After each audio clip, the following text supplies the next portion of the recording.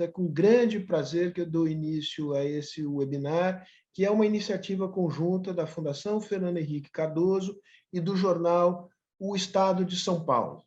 Ele, na verdade, coroa, para usar uma palavra que já saiu um pouco de moda, uma sequência de matérias que o jornal fez ao longo dos últimos meses sobre processos de erosão da democracia no mundo e seus reflexos no Brasil. Nós faremos hoje este debate sobre a erosão, ponto de interrogação, da democracia no Brasil, e faremos no dia 9 um novo debate com a mesma pergunta, com foco na América Latina. Já estão confirmadas as participações do Moisés Naim e da De Ruiz, que é uma politóloga argentina. Hoje nós temos aqui conosco 3 dos nossos melhores cientistas políticos. Eu vou pela ordem: o Carlos Pereira, e vou me permitir aqui olhar a minha colinha, porque o currículo é extenso, eu não vou ditá-lo aqui integralmente, mas para não cometer nenhuma falha, Carlos, eu peço licença aqui para ler.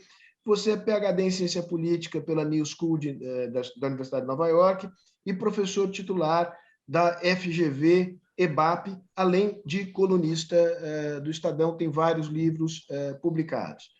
Jairo, por sua vez, tem pós-doutorado em Oxford, no King's College, e é professor titular e pesquisador do Centro de Pesquisa e Documentação de História Contemporânea do Brasil, da FGV, o CPDOC da FGV.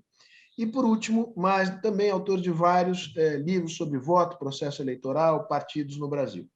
Magna Inácio é professora associada do Departamento de Ciência Política da UFMG, onde fez o seu doutorado, já deu aulas em várias universidades estrangeiras, entre elas Stanford, Oxford e Salamanca.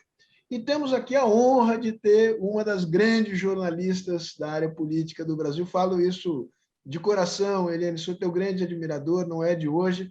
Eu te leio desde o tempo que você estava na Gazeta Mercantil. Então, a Eliane aqui faz tempo. Fará a moderação, a provocação, a pergunta. Eu vou ser um coadjuvante da Eliane ao longo dessa hora e 15, hora e meia que nós teremos aqui pela frente. Acho que disse tudo. Eu vou pedir um minutinho de licença de todos para mostrar na tela a logomarca das empresas que patrocinam a programação anual de seminários da Fundação Fernando Henrique Cardoso. Eu agradeço a todas e a cada uma delas. E podemos agora dar início aos trabalhos, e eu passo a bola para você, Eliane. Vai que é sua, como diria Galvão Bueno.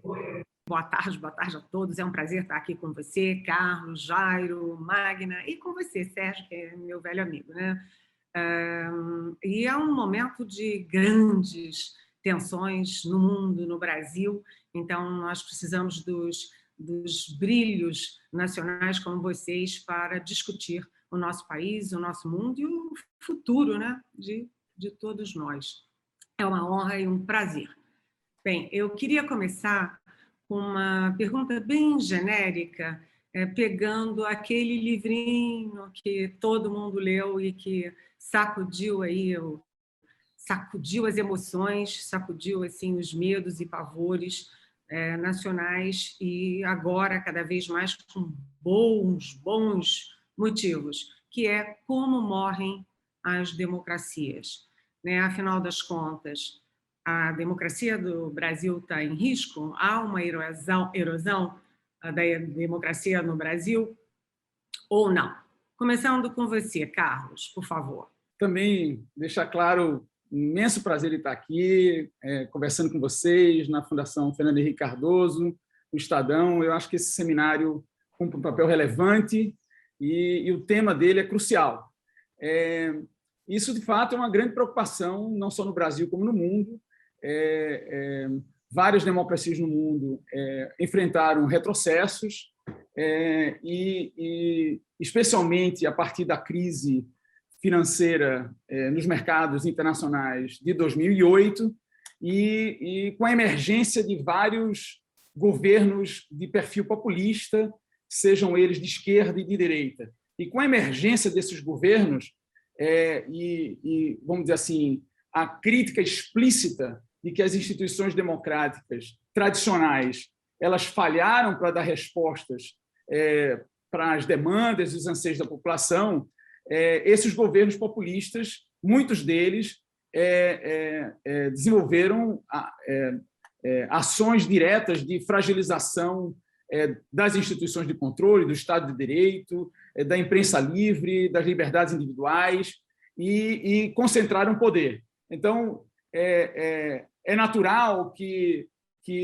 a pergunta que vem quase que de forma imediata: será que nós somos o próximo da vez? Será que o Brasil é o próximo a sofrer do que outros países no mundo também sofreram? E a questão que a gente precisa perguntar quando a democracia está sofrendo, quando justamente essas instituições e a sociedade perderam a capacidade de dar respostas a ações e iniciativas de perfil não liberal, ou seja, que colocam em risco a democracia liberal. Então, será que as instituições de controle, judiciário, Ministério Público, Tribunal de Contas, a imprensa livre, a sociedade de uma forma geral, perderam a capacidade de se indignar, de reagir, de protestar, de defender os princípios da democracia e as instituições que as representam? Então, ao fazer essa pergunta, eu respondo de uma forma muito categórica e peremptória. Não, a democracia brasileira não está em risco, ela tem uma resiliência muito grande, ela não sofre de outras comorbidades que as democracias que foram vítimas de retrocessos institucionais sofriam.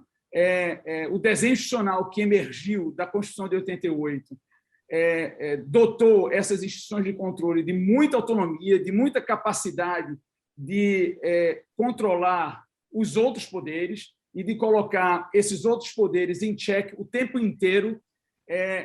Na conjuntura atual, mesmo diante de um presidente legitimamente eleito, mas que tem um perfil belicoso, autoritário, vamos dizer assim, conflitivo com essas instituições, mesmo diante disso, esse presidente ele está sob o escrutínio dessas organizações, escrutínio do Legislativo. Hoje, inclusive, ele enfrenta uma CPI que tem exposto as fragilidades desse governo até as suas vísceras, especialmente no que diz respeito a supostas negligências na aquisição de vacinas ou mesmo procedimentos que sugerem corrupção. Então, existe plena liberdade do Congresso Nacional de examinar e de investigar esse governo.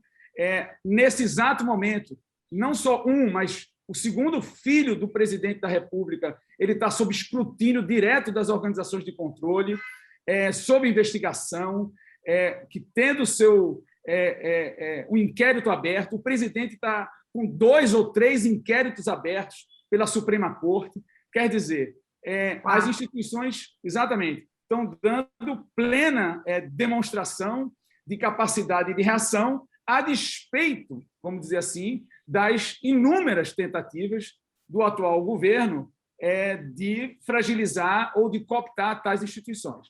Queria pegar aqui, acrescentar na pergunta básica para todos, pegar um gancho do Carlos, porque é o seguinte, aí eu vou para o ministro Luiz Roberto Barroso, que tem uma ironia fina, é um bom orador, e que disse o seguinte: olha, eu não acho que vai ter golpe, não, no Brasil não vai ter golpe, não acho e não vai, mas que esquisito né? Começo a me preocupar, disse ele, porque toda hora alguém pergunta se vai ter golpe. Eu acho que nós todos aqui ouvimos essa pergunta e fazemos essa pergunta. Então, Jairo, como é que você está vendo isso? Erosão ou não erosão da democracia brasileira? Bom, eu vou começar também cumprimentando meus colegas, agradecendo o convite ao Sérgio, Liane. É prazer estar aqui com o Carlos e com a Magna. Eu vou começar também falando do plano internacional, eu acho que é importante. Eu, por acaso, fui responsável pelo fazer o prefácio do livro que você fez referência, como as democracias morrem, né? E de lá para cá eu acho que,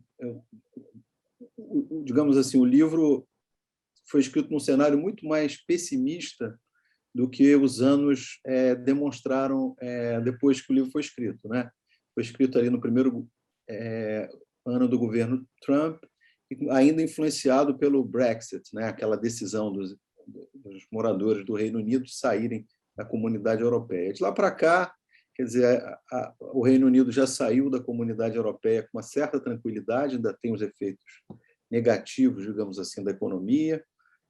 O Trump já foi embora, a democracia americana parece ter recuperado uma parte do seu vigor, pelo menos, né? Enfim, parece que a gente está em outro planeta olhando para a política americana, ou pelo menos voltamos para o planeta excepcional que o Trump operou, né? Digamos assim, ou pisou durante 4 anos. Com relação à democracia brasileira, eu sou muito otimista estruturalmente, digamos assim, se é possível falar assim. Eu aprendi lendo alguns estudos de política comparada, sobretudo os textos do orientador do Carlos, que é o Adam Przeworski, que tem um livro traduzido aqui no Brasil muito interessante sobre a democracia, pena não ter feito tanto sucesso quanto Como as Democracias Morrem, que ele fala da dificuldade de um país, depois de uma certa complexidade social, de uma certa grau de desenvolvimento econômico, uma democracia como a nossa, né, que tem 110 milhões de eleitores, 45 milhões desses eleitores votaram contra o presidente que aí está, né, votaram no Haddad. É uma democracia que tem uma complexidade da estrutura de associativismo, de organizações, uma classe média potente do ponto de vista de quantidade de mobilização política. Desde que o Bolsonaro ascendeu politicamente, eu acho que é muito difícil que a gente tenha uma reversão, olhando para o Brasil estruturalmente, que a gente tenha uma reversão, que isso aqui vira um regime autoritário. Como é que pode? Qual é o apoio internacional que um governo pode dar? Como é que uma classe média vai aceitar os jornais, a sociedade civil? O Brasil não está no começo dos anos 60. Nós vivemos, então, uma sociedade muito mais dinâmica, mais complexa. Então, esse é o meu argumento estrutural para sobreviver, digamos assim. Eu olho para isso e não acho que isso aqui não passa, não tem como passar um regime autoritário aqui. Agora, abro a janela, abro os jornais e vejo a operação de um governo que desestabiliza diariamente, digamos assim, a interação do executivo com o legislativo, do executivo com o judiciário. Eu não sei mais o que o presidente Bolsonaro pode fazer para dar para nós a impressão que isto aqui, que eu possa estar errado. Acho que a minha visão talvez seja convergente com a do ministro Barroso. Eu não acredito que o Brasil caiba um regime autoritário aqui. Não cabe. Isso aqui é um país complexo, dinâmico, com uma tradição democrática de 3 décadas. Mas eu olho para o Bolsonaro e para os grupo político que ele que o cerca e falo, realmente, isso aqui, sei lá, será que eu estou sendo muito ingênuo com a minha visão estruturalista? Eu me agarro, o que eu tenho feito? Eu vou confessar para vocês, eu desliguei o som, né? Quando eu era menino, eu assistia ao jogo de futebol lá na minha cidade e o som da transmissão era muito ruim, né? do narrador de futebol. A gente desligava o som, ficava vendo o jogo e botava no rádio. Mas é o que eu estou fazendo. Eu desliguei o som do Bolsonaro. Eu quero saber o que ele faz como governante, quais são ameaças reais do ponto de vista de políticas públicas, de ações concretas. O que ele fala, eu tenho que confessar, eu já não sou um bom analista de conjuntura há muito tempo, não me chamem para análise de conjuntura, porque eu não acompanho mais os detalhes das loucuras, das bizarrices, das ameaças que ele faz. Eu estou sobrevivendo bem assim, a gente está chegando, estamos se aproximando ao fim do 3º ano, não é? Ninguém imaginava que a gente ia chegar a resistir a 3 anos, porque nos primeiros meses do governo Bolsonaro a gente tinha a impressão que tinham passado 8 anos, né? Porque tanta coisa aconteceu, o tempo não andava, mas o tempo está andando. Então, assim, entre o meu otimismo estrutural, né, e o meu pessimismo, olhando o ator Bolsonaro, o grupo político dele, eu também não dou muita bola para esses movimentos de radicalização da sociedade, porque a gente não tem nenhuma base na opinião pública que referende a ideia que nós temos uma extrema-direita na sociedade brasileira que passe de 10%, na melhor das hipóteses. Então, realmente, quer dizer, se a gente olha o Twitter, as redes sociais, parece que a gente está à beira de um ataque institucional. Mas se a gente vai para a sociedade comum, conversa com as pessoas ordinárias, a vida parece muito mais, menos ameaçadora. Então, eu sempre acordo com esse dilema. Acredito na minha crença que isso aqui não cabe um regime autoritário, ou desconfio porque eu vejo um presidente que tem muito pouco apreço à vida democrática. Por enquanto, o meu lado, digamos, a minha crença está vencendo. Espero que ela resista até o final do ano que vem, né? Temos aqui algo em comum, acho que somos todos otimistas, né? Eu sou mais, eu me acho poliana, eu sempre acho que vai dar certo e que essa gente que saiu das trevas é uma minoria da minoria. Mas, Jairo, para encaminhar para a Magna, vamos pensar o seguinte, você disse, olha, o Trump perdeu nos Estados Unidos, o Trump perdeu uma eleição, mas o Trump deixou um rastro. Quando você vê que 30% dos americanos, na maior democracia do mundo, se recusam a tomar vacina porque segue o seu mito, né? Tem um mito de lá e um mito de cá, você fica pensando, será que o Trump perdeu a eleição e morreu? Ou será que ele perdeu uma eleição, mas o trumpismo está vivo, né? E com enorme influência no Brasil? A gente viu que o filho 03 do presidente Bolsonaro acabou de ir para os Estados Unidos se encontrar com Trump, com Steve Bannon. Aí a gente vê todos os documentários alarmantes de como é possível dar um Trump nos Estados Unidos, como é possível dar um Brexit no Reino Unido e como é possível dar um Bolsonaro aqui na maior democracia da América Latina. Então, somos otimistas, Magna, mas, afinal das contas, há ou não há risco de erosão? Antes de mais nada, agradecer, né, ao sempre prazeroso convite de participar aqui com os colegas, com o Sérgio, nesse momento com a Eliane, dessa discussão. Eu acho que o enquadramento é interessante, né? Falar de erosão não é falar de ruptura, né? Ainda que esse possa ser um desfecho lógico, né? E eu acho que é importante justamente colocarmos em perspectiva isso, né? Qual democracia, né?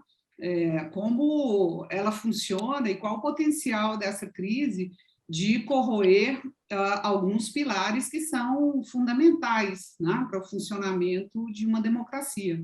Aí, com o Carlos, concordo, acho que a gente tem um sistema, né, que, apesar dos custos muito altos de tomadas de decisão, né, para formar e controlar maiorias, a gente tem uma estrutura, né, uma engenharia institucional que cria mecanismos para, de alguma forma, né, superar isso. É um sistema muito centrado no executivo, mas também um arranjo robusto, né, de mecanismos de freios e contrapesos, né? Mas eu acho que é importante a gente pensar, né, o impacto ou, né, a resiliência dessas instituições em situações de tensão máxima, né? Que é exatamente o que nós estamos vivendo, porque quando nós falamos de instituições democráticas, nós não podemos pensar só no desenho, né? Se são boas instituições, mas quais os incentivos, quais são as motivações para acioná-las ou não, né? E eu vejo que, com certa preocupação, digamos, seria o meu lado mais pessimista, né, no contexto dessa crise, como que as tensões, né, nos últimos anos gera incentivos, né, pouco indutores, né, de um espaço mais democrático e incentivos de desmobilização de mecanismos de controle, né? Eu acho que não considerar riscos, né, potenciais de uma ruptura, né, não deve nos levar a ignorar, né, que algo vai mal, possivelmente muito mal, né, quando nós olhamos a dinâmica, né, no cotidiano, como o Jairo estava chamando atenção aqui. Eu acho que a experiência, né, internacional tem nos mostrado que polarização, né, radicalizada e desconfianças, elas juntas aumentam muito o custo, né, de operação das democracias, principalmente no sentido de dificultar que o foco seja direcionado para os problemas reais das sociedades, né? E à medida que as instituições, os governos não dão conta ou estão ocupados, né, com outras coisas que não de resolver ou de tratar problemas, né, que importam aos cidadãos, o desgaste tem seu preço, né? O desgaste ele corrói, né? Ele distancia o cidadão das instituições, o que nós vimos não só nos Estados Unidos, mas no Chile, né, recentemente, e o cavalo de pau, né, na política chilena que estamos assistindo com a Constituinte, o arranjo que pode advir, né, pode ser aprovado aí, certamente deve levantar esse alerta, né, de como que essa corrosão ela pode oferecer incentivos ruins para o jogo cotidiano, né, dentro dessas instituições. Acho que nós estamos vendo aí com a agenda de reforma, né, de tentativas de reverter algumas reformas institucionais que nós mesmos consideramos importantes, né, como o fim das coligações proporcionais, tentativas de aprovar de maneira muito rápida, né, e pouco pública algumas reformas que mexem na estrutura do nosso sistema, como o novo Código Eleitoral, né, que, inclusive, pode fragilizar a justiça eleitoral. Acho que importa, né, discutirmos esses impactos que ainda, né, que não sejam abruptos, podem solapar, sim, né, e nos levar a uma democracia deficiente, né, menos apropriado do tamanho dos problemas que nós temos no Brasil e que tem, inclusive, aumentado, né, como é o caso da desigualdade social no país. Pegando o gancho da Magna, olha, gente, quando a gente vê, né, a corrosão da democracia, né, ao redor do mundo, começa com o descrédito das instituições, o descrédito da justiça, o descrédito do legislativo, o descrédito da mídia, o que a gente vê aqui cotidianamente no Brasil, né? E cá para nós, né? Isso aí vai criando um caldo de cultura na sociedade em que as meias-verdades viram verdades. E, além disso, né, há muita realidade, há muita verdade que é doída mesmo, né? A Magna estava citando a questão do Congresso. Como o Congresso, no meio de uma pandemia, né, aprova um fundão eleitoral de 5,7 bilhões, como é que faz reforma eleitoral a cada 2 anos, a cada eleição? Como é que, às vésperas da eleição, praticamente 2022, muda as regras, né? Derruba o fim das coligações? Quer dizer, há que ter resistência. Mas eu queria saber, Carlos, como você analisa e como vocês analisam o papel do Supremo Tribunal Federal, que está sempre ali em confronto direto com o presidente Bolsonaro, como vocês veem o papel do legislativo, sempre legislando em causa própria, sempre não, porque tem tido muita decisão de cunho democrático no Congresso. E o papel da mídia, né, que, de certa forma, também ajudou ao longo dos anos na corrosão da credibilidade das instituições. Carlos, vai lá. Bom, em relação ao judiciário, especialmente a Suprema Corte, eu acho que nós estamos verificando uma meio que surpreendente até, especialmente para os estudiosos do judiciário, argumentavam até bem pouco tempo que o judiciário brasileiro eram 11 ilhas separadas e que não tinham capacidade de se coordenar ou de se unificar e sinalizar para a sociedade um comportamento institucional. Mas o que a gente está percebendo especificamente no que diz respeito à defesa da democracia, à defesa das instituições democráticas, dos procedimentos, das normas, das rotinas, dos valores democráticos, nós estamos vendo o Supremo exercer um papel exemplar, né?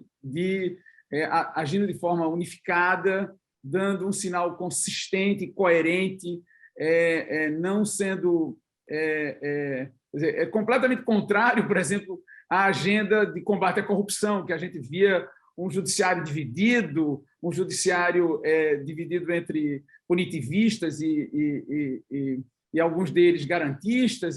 Então, a gente via essa disputa, a gente não está vendo mais essa disputa. Quer dizer, o governo Bolsonaro, com as supostas ameaças à democracia, conseguiu unificar o Supremo, e o Supremo tem tido um papel ultra relevante, né? No que diz respeito ao Congresso, também, eu acho que, normalmente, no presidencialismo multipartidário, quando o presidente é capaz de montar coalizões majoritárias e gerenciar bem essas coalizões, as CPIs normalmente não funcionam, né? Elas são fantoches, elas acabam em pizza, porque as maiorias legislativas construídas pelo presidente também vamos dizer, se traduzem ou se revelam em maiorias nessas comissões parlamentares de inquérito. Mas como o presidente Bolsonaro preferiu, foi uma escolha dele, equivocada, mas foi uma escolha dele, governar sem maiorias, ele tinha condição de montar coalizões majoritárias no início do governo. Quer dizer, a maioria dos partidos que formavam a mediana do Congresso era muito próximo da mediana do presidente. O presidente poderia ter feito uma oferta de compartilhamento de poder com vários dos partidos e montar uma maioria governativa, não só uma minoria de sobrevivência que ele terminou montando no seu segundo ano de governo. Mas essa minoria não tem sido capaz de obstaculizar um papel importantíssimo do Legislativo e também de fiscalizar e de constranger o presidente. Essa CPI da Covid, ela tem tido um papel muito interessante de constrangimento cotidiano do governo, fragilizando o governo e colocando o governo na defensiva, né? Então, acho que também o Legislativo tem exercido um papel muito em função dos erros, vamos dizer assim, do governo de como se relacionar com o Legislativo. E, por último, para não me estender muito, a mídia brasileira. Eu acho a imprensa brasileira e a mídia brasileira, não em relação ao governo Bolsonaro, particularmente, mas em qualquer governo, um papel ultra interessante, né? A mídia ela toma um papel de oposição ao governo de plantão, independente de quem seja esse governo de plantão, seja um governo de esquerda, seja um governo de centro, seja um governo de direita. Quem leu as memórias do governo do presidente Fernando Henrique Cardoso, ele enumera várias situações em que a mídia não foi muito benevolente com o seu governo. Lula, o tempo inteiro, reclamava da mídia, Dilma também, até recentemente o ex-presidente Lula dizendo que o PT teria que reavaliar e pensar de novo em regular a mídia. Por quê? Porque a mídia incomoda esses governos, a mídia não deixa esses governos dormirem tranquilos, cria problema o tempo inteiro, exercendo um papel extremamente importante. Então, essa zoada toda que o Jairo procura desligar o rádio ou a televisão para não se ficar incomodado, no máximo ter as imagens e gritar o gol quando a bola entra, essa zoada é um sinônimo de vitalidade da nossa democracia. Se nós não tivéssemos zoada, se nós não tivéssemos barulho, aí era motivo de preocupação, né? Aí teríamos, opa, não tem reação. A zoada, esse conflito, essa essa vibração que a democracia brasileira gera, a democracia brasileira é muito vibrante, é muito competitiva, é muito incerta. Ninguém sabe, de antemão, hoje, quem será o próximo presidente da República. E ninguém soube antes de 2014, ninguém soube antes de 2018, até o último dia das eleições. Então, é uma democracia muito incerta, e isso dá vitalidade a ela. Então, respondendo à sua pergunta, eu acho que essas 3 instâncias da nossa democracia estão exercendo, não de forma linear, né, porque as coisas não são lineares, nem na nossa vida, quanto mais na vida social. Elas não são lineares, né, elas são cheias de altos e baixos, mas, no agregado, eu acho que essas instituições estão dando conta do recado. Aqui, fazendo advogado do diabo contra a mim mesma, né? O Carlos fala do papel da mídia sempre na oposição aos governos. Mas eu queria saber também qual é o papel da mídia para o Congresso ter chegado aonde a gente chegou, porque um dos grandes problemas brasileiros, quer dizer, entre tantos problemas, mas um dos grandes problemas é a falta de lideranças.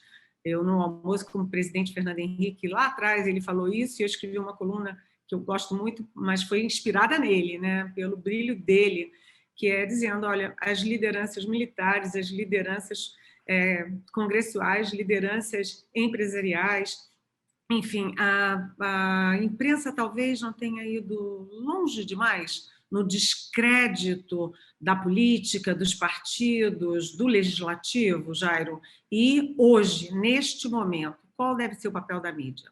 De novo, de fora do Brasil, né? Das experiências das democracias contemporâneas, vamos dizer assim, antes da ascensão das lideranças populistas, dos partidos de extrema direita, na década passada, vamos dizer assim. Muitos livros, muitos trabalhos do final dos 90 e na virada do século apontavam um discurso muito parecido com o nosso aqui, para países europeus, né? Porque as democracias lá estavam passando por um mal-estar, vou chamar assim, e isso era apontado em vários trabalhos. Primeiro, o declínio da afiliação a partidos políticos. Isso é uma tendência estrutural desde o final dos anos 80.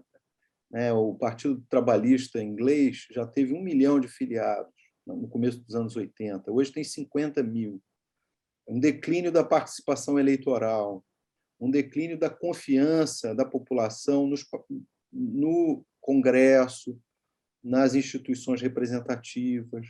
Ou seja, a democracia representativa vive uma crise de longo prazo por uma série de aspectos, porque a gente está no novo mundo de comunicações, um novo mundo de associativismo, o próprio mudança, por exemplo, qual é o sentido de um partido que falava para uma classe operária inglesa que não existe mais? Esse partido mudou, teve que mudar o seu discurso. Não é isso? Até a mudança da sociologia das sociedades modernas fez com que a política mudasse. Então, esse fenômeno, mal ou bem, chegou no Brasil. Quer dizer, a desconfiança em relação aos partidos, ao Congresso, é muito anterior à Lava Jato. Quer dizer, a Lava Jato, isso a gente tem pesquisa que mostra. A gente pega a pesquisa dos anos 90, pesquisas feitas por colegas, né, do meio acadêmico, pesquisas de opinião, o Congresso é sempre mal avaliado. Não é muito diferente da última pesquisa, da pesquisa que saiu hoje do Instituto Quaest, que mostra lá, eu tenho os números, 18% das pessoas têm avaliação positiva do Supremo, 18% tem do Supremo, 14 da Câmara, não, 13 da Câmara e 14 do Senado. Ou seja, essas instituições estão muito mal avaliadas, mas elas não estão mal avaliadas de hoje, já é um tempo, certo? Isso vem dos anos 90. Ou seja, as pessoas não têm bons olhos para a vida partidária, não têm bons olhos para a vida congressual, e a gente também está passando por um processo de mudança do perfil da representação política no Brasil. Eu acho muito interessante todo esse debate de reforma eleitoral, né? Enfim, as pessoas querem encontrar a batida perfeita, aquele sistema eleitoral que é usado lá na Austrália para eleger deputados. Quem sabe a gente não elege presidente do Brasil aqui, quem sabe o alemão, quem sabe o distritão do Afeganistão, né? pobre Afeganistão, que usava também, só para lembrar, né, era o maior país que usava o distritão, era o Afeganistão. Mas, brincadeira à parte, né, eu diria o seguinte: será que a mudança dessas regras muda um aspecto, eu diria dois aspectos estruturais da política brasileira? Um tem a ver com a perda relativa do papel do Congresso em relação a outras instituições. Primeiro, há muitos estudos que mostram que no mundo inteiro o executivo foi ganhando potência, porque as decisões têm que ser mais rápidas, porque, enfim, o legislativo está se tornando, sobretudo, um lugar da representação e menos de produção de políticas públicas. E agora também a emergência de poderes não representativos, no caso brasileiro, o Ministério Público, o Supremo, o Judiciário no nível subnacional, ou seja, são instituições que estão tomando decisões que, no passado, até os anos 80, cabiam ao Congresso. E uma segunda mudança é no perfil dos representantes também. Quer dizer, o Brasil democratizou a sua elite política, o Congresso mudou o perfil dos seus líderes, a gente está vivendo claramente uma dificuldade de geração de novas lideranças no país, porque o Bolsonaro foi recauchutado para aparecer em 2018 como uma liderança nova. Ele tem, quer dizer, a cabeça dele, assim como o Lula também, foram formatados no regime militar, né? Quer dizer, a biografia política nasce no regime militar. O Lula surgiu para a política faz 40 anos, não é? O Bolsonaro menos, mas está na estrada há muito tempo. A gente vive claramente o problema de renovação da política brasileira, que eu acho, quer dizer, foge um pouco a nossa conversa aqui, que tem razões estruturais. Então, assim, não adianta falar em reformar sistema eleitoral X ou Y se não entender que o Congresso nunca vai ser o que foi e nem a elite política provavelmente também não vai ser o que foi. A gente está num processo de transformação da natureza da representação política. Quer dizer, com a minha resposta, não respondi nada do que você perguntou sobre a imprensa, mas como o Carlos tinha sido ótimo, né, na resposta dele, eu acabei fugindo e fiz essa elucubração aqui em função da primeira pergunta sua, né, juntando aí com essa ideia de um certo mal-estar. O que eu quero, resumindo, é o seguinte: esse mal-estar não começou com a imprensa, com a campanha da Rede Globo, nem com as mídias sociais. Esse é um mal-estar que precede esse momento que a gente vive e tem a ver com fatores mais estruturais do capitalismo, da forma de organização do poder, do desinteresse que as pessoas têm nos partidos políticos como intermediadores da relação com o Estado. Enfim, são muitos processos. Encontrar um responsável aqui numa ação do lado da Lava Jato, ou da Rede Globo, ou da mídia, pelo menos, se não é ingenuidade, é desinformação. Essa é a minha... Mas o que eu estava tentando dizer não era a partir da Lava Jato, né? Há muitos anos atrás, eu cheguei no Congresso, uma pequena historinha, né? Cheguei no Congresso, não tinha onde estacionar, muita gente, muito carro, eu estacionei no Ministério da Justiça e vim a pé.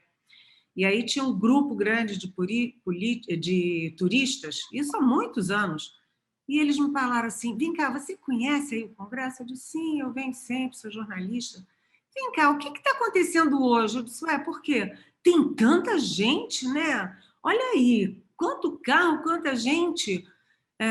Só para ter alguma coisa. Eu disse: não, é assim, o Congresso é sempre assim. E as pessoas falaram: não, o que a gente vê na televisão é que o plenário está sempre vazio, ninguém faz nada, todo mundo só rouba. E isso aconteceu de fato, muito antes de Lava Jato, e aquilo me marcou muito.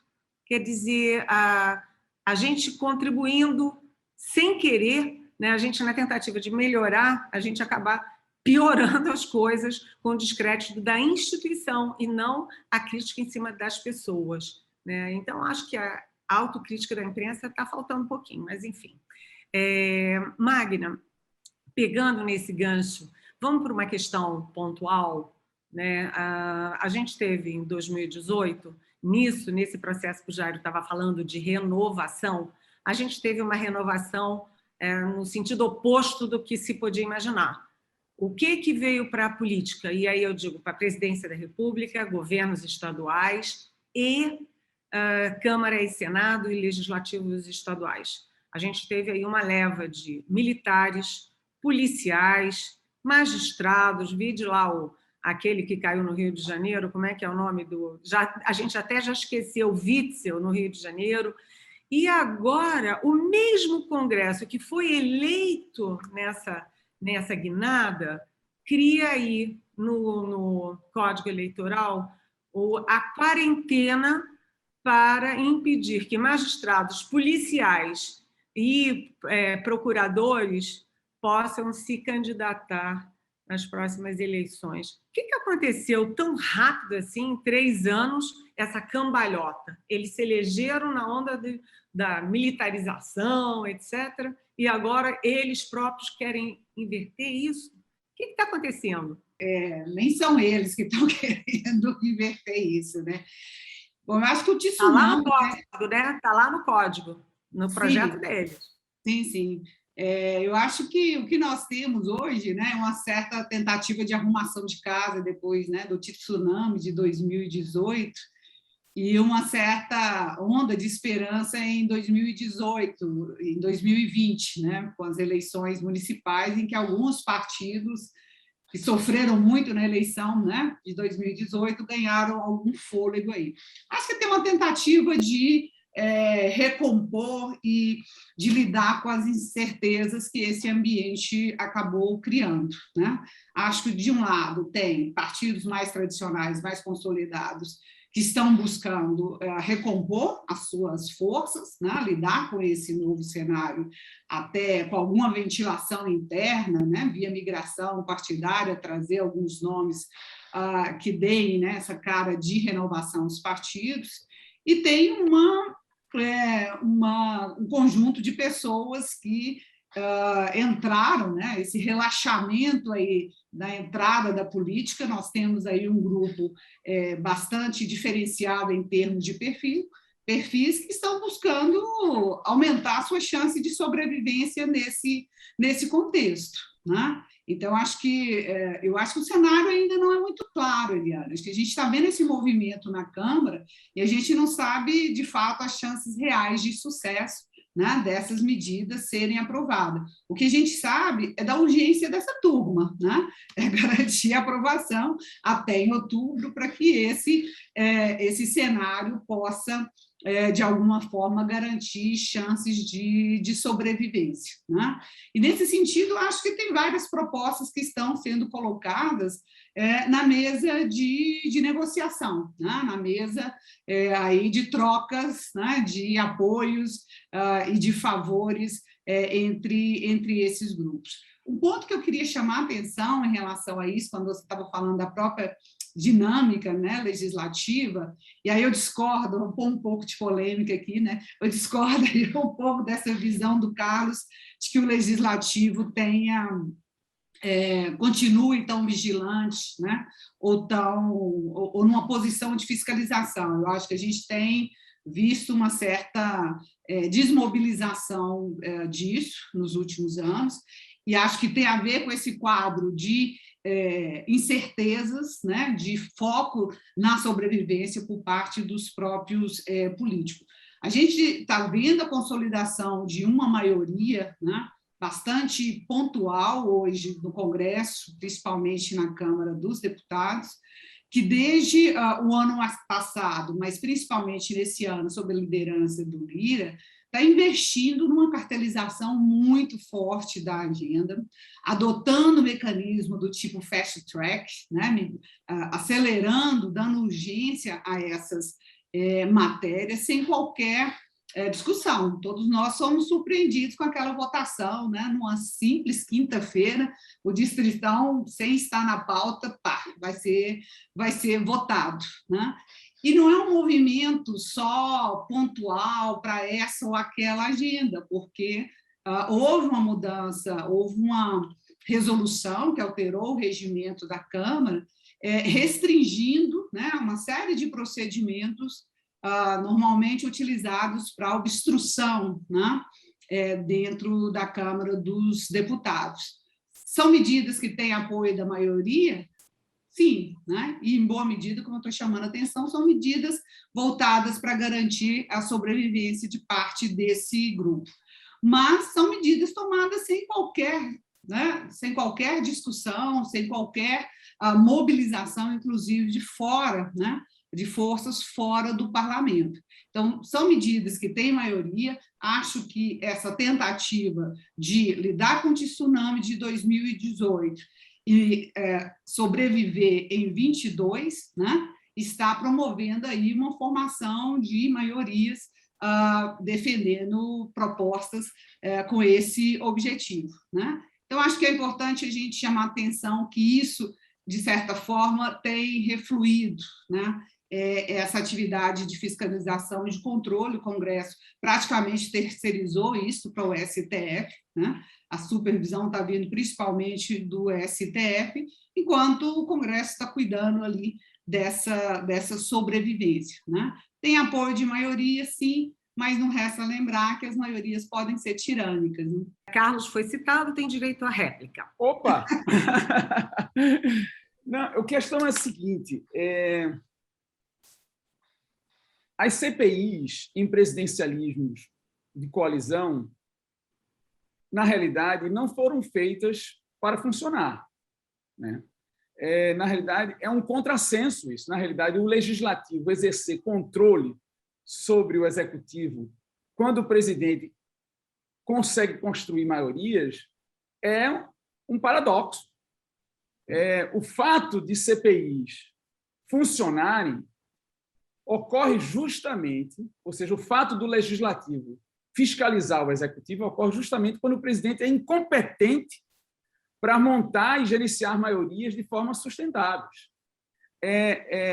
Porque o próprio legislador constituinte, que optou pela manutenção do sistema eleitoral que garantia uma certa sobrevivência para, pelo menos, a maioria dos legisladores, percebeu que esse jogo gerava movimentos contínuos de crises de governabilidade. E a única forma de resolver esse problema foi com a transferência de poder para o executivo. Ou seja, o presidente brasileiro se tornou poderoso não por usurpação de poder. Ele se transformou poderoso por escolha do legislador. O legislador assim o preferiu. Quando o legislador fez essa opção, fez essa escolha, o legislador necessariamente abriu mão do seu papel fiscalizatório e, como Magna bem frisou, transferiu esse poder para organizações externas da política para fazer um papel que originalmente era do legislador. Mas, no momento que o presidente vacila, não trata seus parceiros de forma proporcional, cria animosidade entre parceiros, isso gera fogo amigo, isso gera problemas de gerência da coalizão, aumento do custo de governabilidade e, consequentemente, às vezes, situações de crise para o próprio executivo, quando maiorias se forjam contra os interesses do presidente. Então, o que a gente tem visto no Congresso Nacional é o que o desenho, é o esperado pelo desenho. Eu nunca imaginava que o Congresso Nacional pudesse exercer um papel fiscalizatório extremamente forte, a não ser em situações de muita exceção, quando tem um whistleblower, quando ocorre uma quebra da coalizão, como aconteceu no escândalo do Mensalão, ou quando aconteceu com a quebra familiar da família Collor, quando o irmão de Collor decidiu abrir a boca, ou seja, porque normalmente comportamentos desviantes são realizados às portas fechadas. E raramente essas portas são abertas, e só são abertas quando ocorre quebra da coalizão ou quando o governo é minoritário. Então, esse comportamento, Magna, na minha opinião, não é surpresa, pelo contrário, é o esperado. Na realidade, a surpresa é ver um legislativo atuante.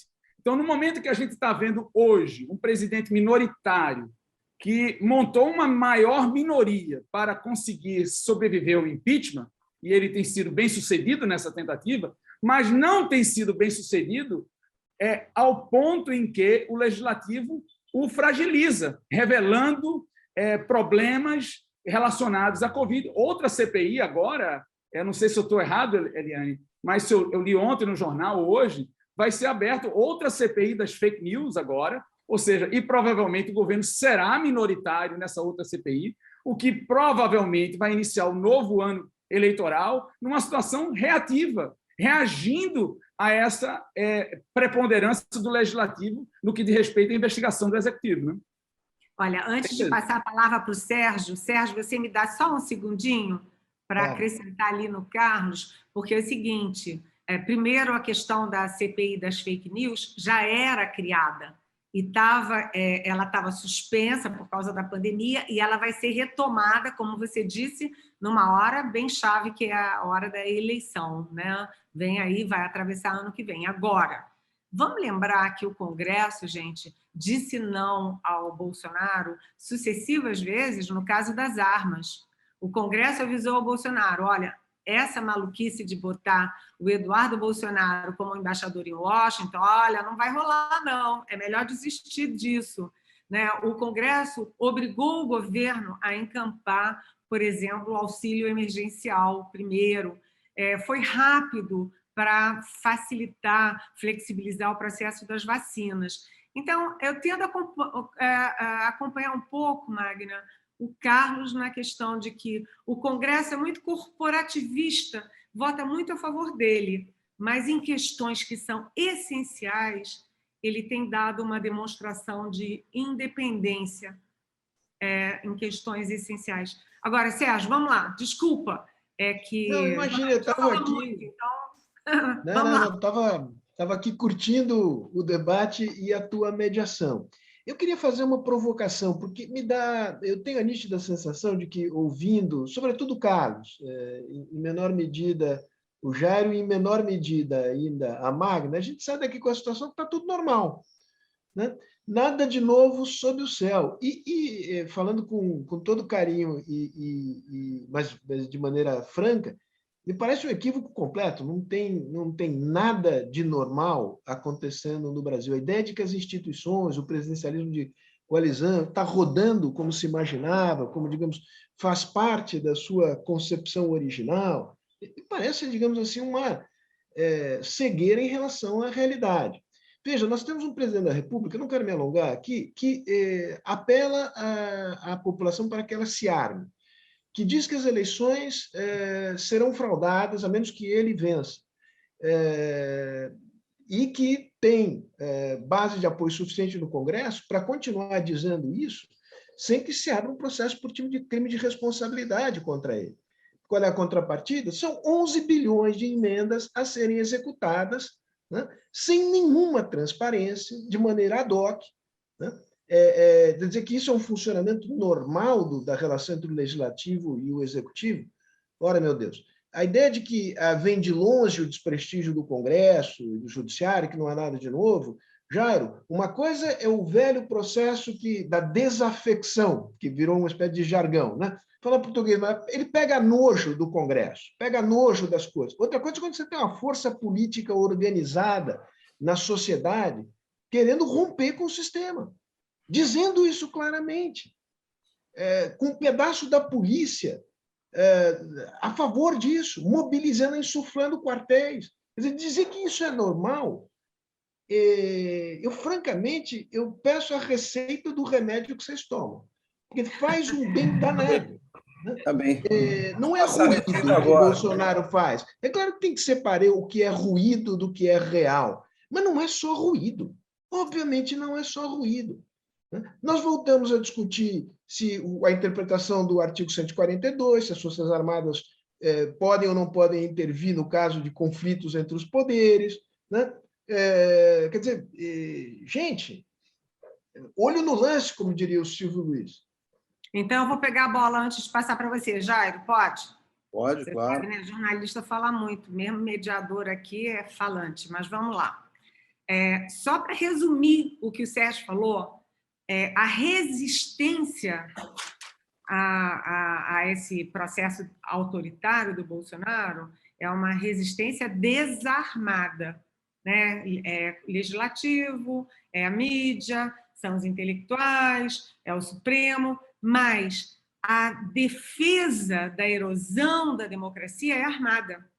Você tem as polícias. O que o Bolsonaro fez? Primeiro, armou a população brasileira, armou os civis brasileiros. Ele derrubou 3 portarias do Exército de monitoramento das armas e das munições com civis. Ele abriu, escancarou armas para civis. 2, ele articulou, e em alguns casos já foi vitorioso, a tirar o comando das PMs que constitucionalmente esse comando é dos governadores. Ele tirou dos governadores. Ele rachou as Forças Armadas, ele teve que demitir todo o comando das Forças Armadas. Se isso não é rachar as Forças Armadas, o que é rachar as Forças Armadas? E ele tem uma ligação com as milícias. Eu não estou sendo implicante, são dados da realidade. Ele tem, efetivamente, ligações com as milícias, né, do Rio de Janeiro, claramente. Então, milícia, Força Armada rachada, Polícia Militar sem comando dos governadores, e o pessoal dele armado. Jairo, vai lá, chuta a bola aí. Tá bem, vou lá. Vou falar qual é o remédio que eu tomo, certo? Que é o seguinte, eu só respondi as perguntas que foram feitas, né? A questão da Eliane foi se a gente tinha risco de ter uma quebra institucional. Eu disse que eu vivia um dilema, né? Um lado, como diz a música, um lado dizia que sim e o outro que não. Que sim é meu estudo e a minha observação que nenhuma democracia, nenhum país que chegou a um grau de desenvolvimento razoável teve uma reversão institucional. Não há casos no mundo que tenham quebrado esse paradigma. Então, a minha crença é uma crença, como eu disse aqui, estrutural. Agora, é claro, se for levar o debate para o lado sombrio, a gente começa um novo debate aqui, que é a questão do Bolsonaro, tá certo? É muita ingenuidade achar que a gente vive em período ordinário, em período normal, com o governo Bolsonaro. Acho que a gente já viveu alguns momentos de desgaste ou de teste de carga da democracia. Um deles foi pouco valorizado historicamente, mas a gente não pode deixar de lembrar que foi a passagem de poder do Fernando Henrique para o Lula. Não é? Havia um temor mundial do maior partido de esquerda organizado, o que, em boa parte da sua vida, fez um discurso antissistêmico, anticapitalista, assumir o governo. E esse teste de carga nós passamos como poucas democracias sobrevivem, ou seja, de um governo de centro-direita para um governo de esquerda sem muita mediação. Agora nós estamos passando um teste de carga terrível, porque é um sujeito que chegou à presidência em condições que não precisamos lembrar aqui, né, do ponto de vista do acaso, da fortuna, sei lá o quê. Eu passei um bom tempo e escrevi sobre a vitória do Bolsonaro e as condições que levaram ele à vitória, e o governo dele é um desgaste diário com relação às instituições que nós construímos a partir de 88. E aí eu não sei quem vai vencer a interpretação, quem vai ganhar. Eu disse que em 3 anos, a gente está aqui há 3 anos como os americanos sofreram com Trump. Foi aquela loucura. O livro Como as Democracias Morrem está errado, está equivocado. Foi um grande erro analítico, porque ele desenhava um desastre para o governo Trump, que não aconteceu. Então, a gente está hoje vivendo uma situação que eu não sei onde vai dar. O Bolsonaro convoca a manifestação para o 7 de setembro, e depois vai ser 15 de outubro, e vai levando isso até onde eu não sei. Eu realmente não sei. O meu otimismo, como eu disse, é puramente estrutural. Agora, a preocupação, é claro que eu tenho. E a minha preocupação maior tem a ver com o tema que eu estudo, que eu fiz tudo durante um tempo grande para tentar, digamos, mobilizar o outro lado, que é o tema da urna eletrônica. E o Congresso disse não para o Bolsonaro. Não é isso? Tem que ter a urna, o voto impresso. Não vai ter voto impresso nenhum. Eu não sei se isso é uma... Aí eu fico com o Carlos ou com a Magna. Eu sei que nesse aspecto, que é o aspecto central, o bolsonarismo morreu ali, não morreu.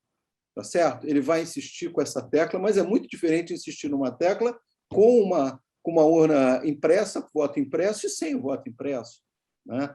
A mesma coisa com outros temas. E eu concordo com você, Eliane, o bolsonarismo é um fenômeno da opinião pública, é um fenômeno que nós não conhecíamos no Brasil, que ele ativa um lado que estava adormecido de uma extrema-direita ideológica que é minoritária e um lado hiperconservador. Eu acho que o bolsonarismo é, sobretudo, um fenômeno conservador, mais do que um fenômeno de ultradireita. Ele ativou o conservadorismo brasileiro com muita força. Isso não vai acabar. Mas o que eu posso fazer? Essa é a sociedade brasileira. Se não passar com o Bolsonaro, vai passar para o outro. Nós estávamos enviesados para o outro lado. Apareceu um movimento... E o trumpismo, não sei se o Trump desaparece, some, ele também mobilizou um lado conservador da sociedade americana que está lá, que uma democracia tem que lidar. Se o jogo com esse mundo for na dimensão, digamos assim, puramente eleitoral e do combate nas redes sociais, está bem. O problema é a quebra institucional. Agora, eu estou, tanto que eu desligo o som, eu não aguento mais ver o Bolsonaro falar sandices diárias, ameaças diárias. Aquilo já não me afeta, eu já fico... Mas, Jairo, deixa eu tirar, então, sua preocupação, deixa eu te acalmar, certo? Isso, me acalme. Deixa eu te acalmar. Eu tive que mostrar... Deixa eu te acalmar. Eu estou preocupado, mas eu quero dormir, é isso. Deixa eu te acalmar. O lance é o seguinte, eu não acho que o melhor conceito para entender o que está acontecendo é a normalidade. Não. Eu acho que a melhor conceito é de equilíbrio. Equilíbrio não como sinônimo de eficiência, mas como sinônimo de que qualquer alternativa ao status quo gera menos retorno para a maioria dos atores políticos e agentes econômicos no Brasil. Ou seja, é o que o Adam Tversky, naquele livro que você citou, define quando a democracia está consolidada, é quando ela está self-enforcing, é quando os atores entram e atingem esse equilíbrio e nenhuma alternativa a ele é melhor.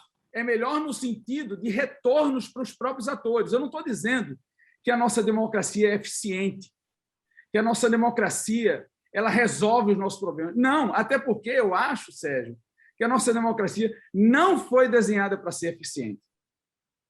Pelo contrário, a nossa democracia foi desenhada para ser hiperinclusiva. Ela foi desenhada para incluir todos os interesses capazes de alcançar o mínimo de representação na sociedade. Nós temos uma democracia hiperconsensualista. Então, esses elementos de consenso não são capazes de gerar um governo eficiente, para o bem e para o mal, mas, ao mesmo tempo, gera equilíbrio democrático, gera recompensas para que o jogo continue sendo jogado. Então, por mais que Bolsonaro tente, e eu acho que ele vai tentar, eu acho que o Jair tem razão, o Eliane tem razão, ele vai tentar, porque essa é a única alternativa que lhe resta. Essa é a única alternativa que lhe resta. Mas, por mais que ele tente, nós estamos preparados. Nós estamos preparados, esse é o ponto. Então, assim, não é que a gente pode dormir tranquilo, não, é dizer, olha, a sociedade está pronta, pode vir que eu estou fervendo. Ou seja, as instituições elas estão rígidas, elas estão com suas rotinas, seus procedimentos, e quem joga fora do jogo é quem vai perder. Essa é a certeza da minha tranquilidade, entende? Então, não tem virada de mesa, não é porque muita gente diz, não, mas e os militares? Mesmo que os militares quisessem, mesmo que eles quisessem, mesmo que todos os generais brasileiros estivessem convencidos do autoritarismo, não teríamos autoritarismo no Brasil. Esse é o ponto. Então, o equilíbrio que nós chegamos, ele é irreversível. Irreversível. Sérgio, você vê que o remedinho do Carlos está bom, está funcionando. É elaborado. O remédio é elaborado. Vamos ouvir a Magna. Você compra esse remédio também, Magna, ou não? Não, eu sou muito ressabiada com essa escola. Bom, eu acho que acho que é inegável, né? Eu acho que não tem como a gente não estar atento aos sinais que vêm de todos os lados, né? Eu acho que esse é um ponto que eu busquei destacar aqui, chamando a atenção de que ruptura, né? Está no limite, mas acho que a gente tem que prestar atenção em outros sinais que podem, né, acumular e levar a um quadro que é muito ruim também, que é uma democracia desequilibrada, ineficiente, né, e que gera exclusão de grupos importantes, né.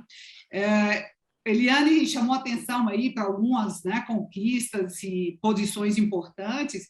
Eu, como estudiosa do legislativo, jamais desconsideraria isso, né? Eu acho que durante a pandemia isso ficou muito claro. Mas veja que a gente está num cenário de um governo de minoria, né? E a gente, cientista político, sempre teve essa dúvida pairando na cabeça, né? Como seria um governo de minoria no Brasil? Quais as chances de realmente sobreviver e não causar muitos danos, né?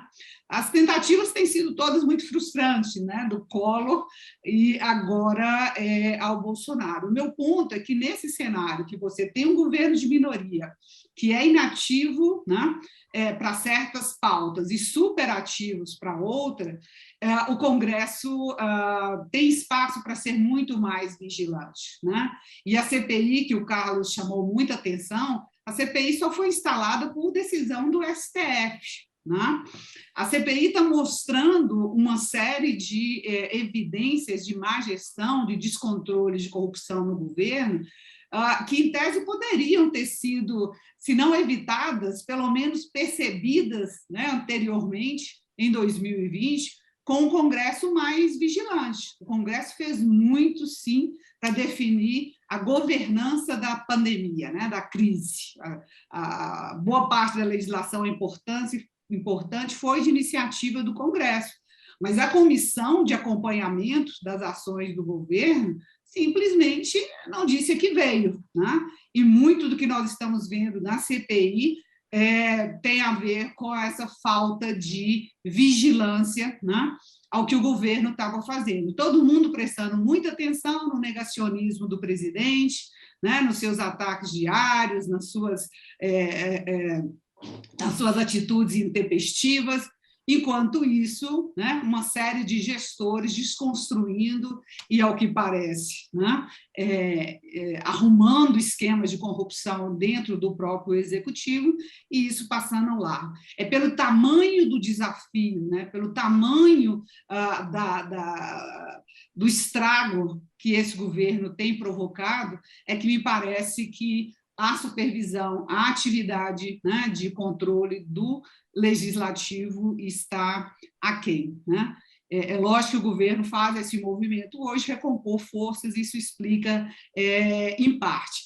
Mas eu acho que sim, Sérgio, eu acho que você tem toda a razão mostrar. A gente tem um quadro que é preocupante, menos o 7 de setembro e muito mais essa retórica de deslegitimar as eleições é o que me preocupa, né? Pelo impacto e pela importância desse processo eleitoral. Até por isso, eu vim aqui muito incentivada a falar, olha, hoje o que é importante é não pensar nessas reformas, porque o que está sendo proposto, primeiro, tem muita coisa ruim que vai piorar do ponto de vista de incentivos institucionais, e o time, não é o momento, né, de trazer agendas de reformas que só vão alimentar a polarização, a radicalização, né, e abrir espaço para um presidente que faz disso, né, a sua razão de ser. Imagine o que seria ou será uma discussão de semipresidencialismo nesse ambiente, né, em que os vários lados estão, obviamente, pensando não só na eleição de 2022, mas as suas chances futuras, né? Então, uma agenda de reformas pode alimentar, né, e acelerar, intensificar essa polarização, agravando mais um quadro e, obviamente, fortalecendo sentimentos e discursos anti-instituições, inclusive, né, a instituição base aí, que é a eleição, que é a forma como que nós temos para nos livrarmos de governos ruins e irresponsáveis. A gente vai chegar no semipresidencialismo, mas eu queria voltar para o Jairo. Jairo, você falou da questão do voto impresso. Os movimentos do Bolsonaro, uma das coisas que a gente sempre discutiu muito é: o Bolsonaro é um tosco, maluco que fala qualquer besteira, ou há método? Né? E o Bolsonaro, nesse caso, ele tem um método, ele tem um objetivo muito claro, porque, veja bem, ele sabia, assim como Arthur Lira sabia, que o voto impresso ia ser derrotado no plenário. Então, ele sabia que ia ser derrotado, mas foi até as últimas consequências. O presidente Bolsonaro, ao mesmo tempo, ele atacou o Barroso, que é o presidente do TSE, e entrou com pedido de impeachment contra o Alexandre de Moraes, que será o presidente do TSE nas eleições. Ou seja, ele está atacando, como disse a Magna, as eleições. Ele está preparando o ambiente para rejeitar o resultado das eleições, repetindo, né, bananeiramente o que o Trump fez lá nos Estados Unidos. Põe a tropa dele, invade o Capitólio e cria uma grande confusão. Aí eu volto para o Sérgio, porque o Sérgio citou o artigo 142. Se meia dúzia de malucos, aquele pessoal da Ku Klux Klan que andava de velhinha e capuz branco lá no Supremo, invade o Supremo, arrasta lá o ministro, vamos supor, invade o Congresso. Aí a Polícia Militar do DF, que tem um comandante bolsonarista, diz assim: olha, sinto muito, meu senhor, isso é liberdade de expressão. O que as Forças Armadas vão fazer? Imagina o pepino, Jairo. Tá bem. Só falar uma voltar... coisinha, Jairo, desculpa, entendo. Só para reforçar um ponto aqui. Você no início falou o Trump é página virada nos Estados Unidos. Não é. Não é. Não é. 70% dos eleitores republicanos acreditam que houve roubo na eleição. Há um movimento nos estados para mudar as regras eleitorais para cercear, tirar direitos eleitorais de minorias que não votam no Trump.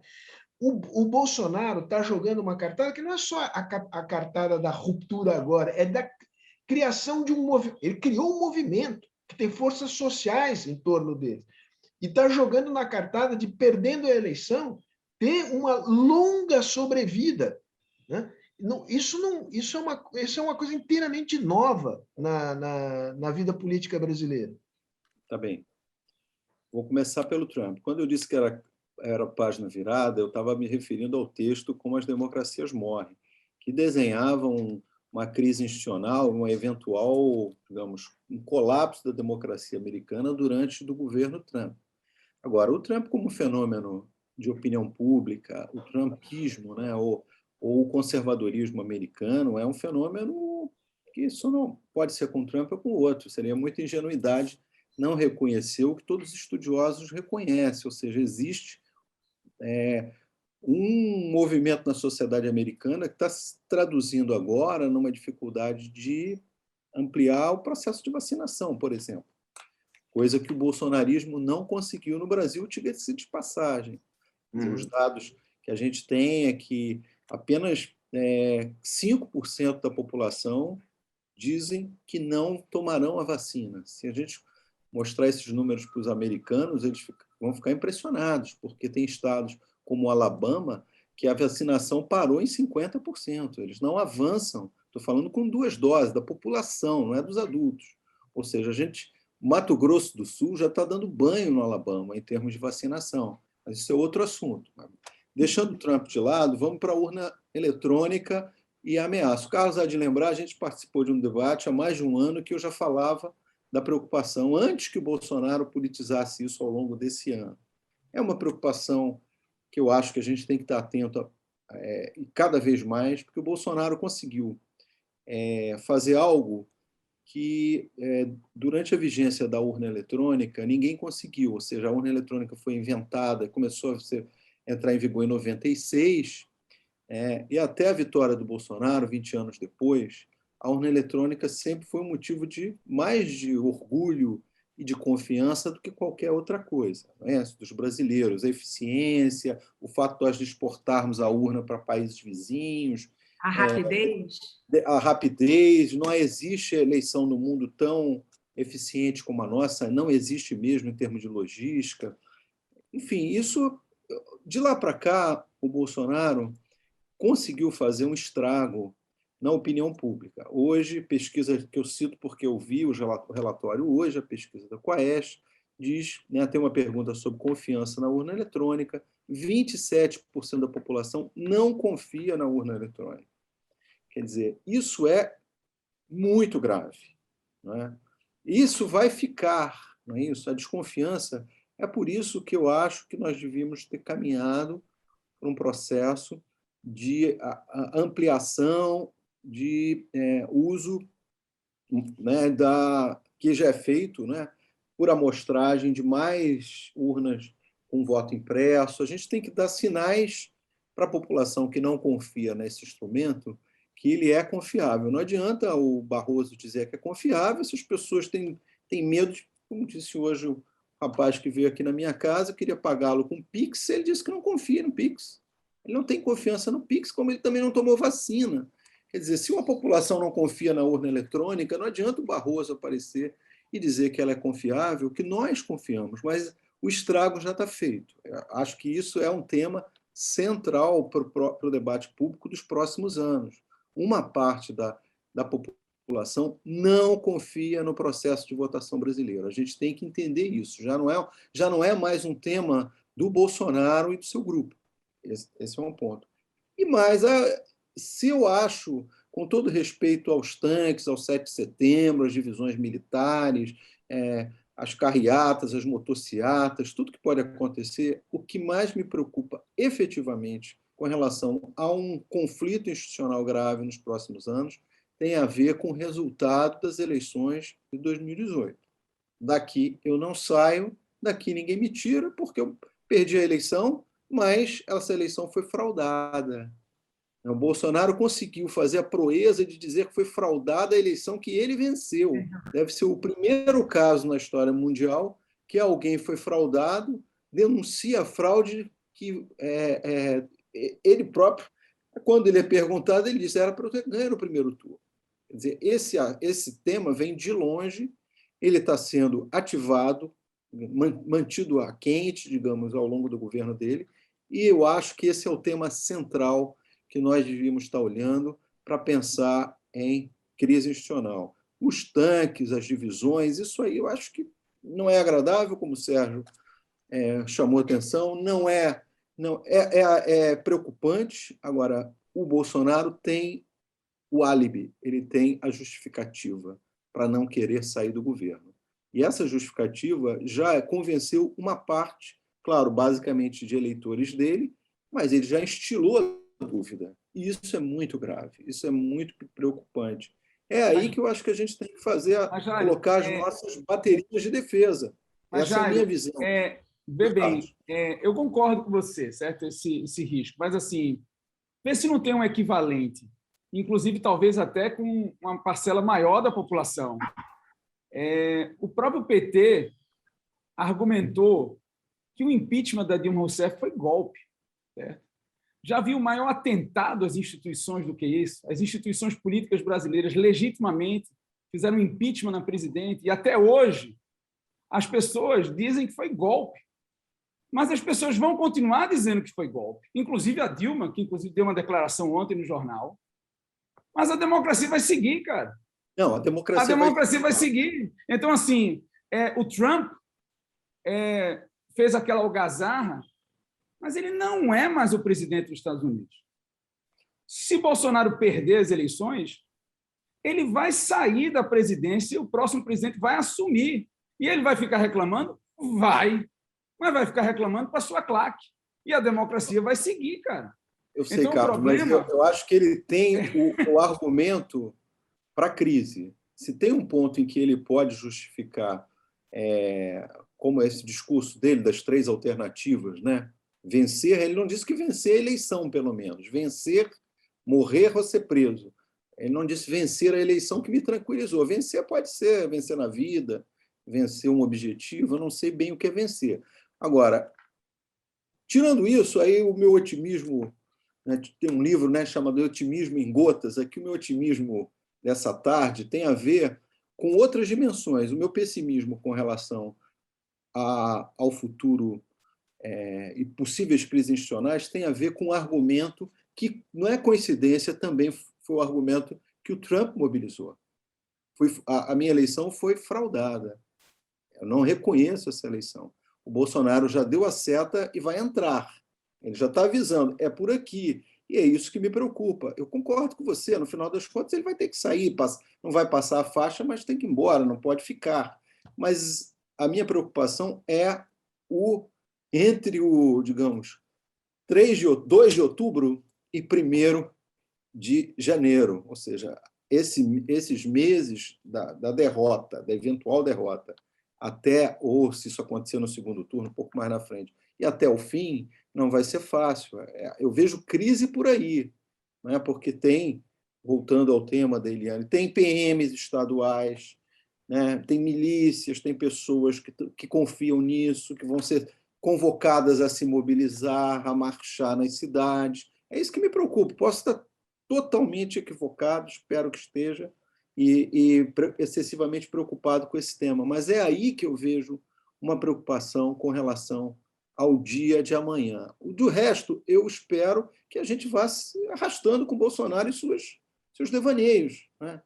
Vai ser o 7 de setembro, depois vai inventar outro, porque é assim que ele funciona, né? E vamos espero, né?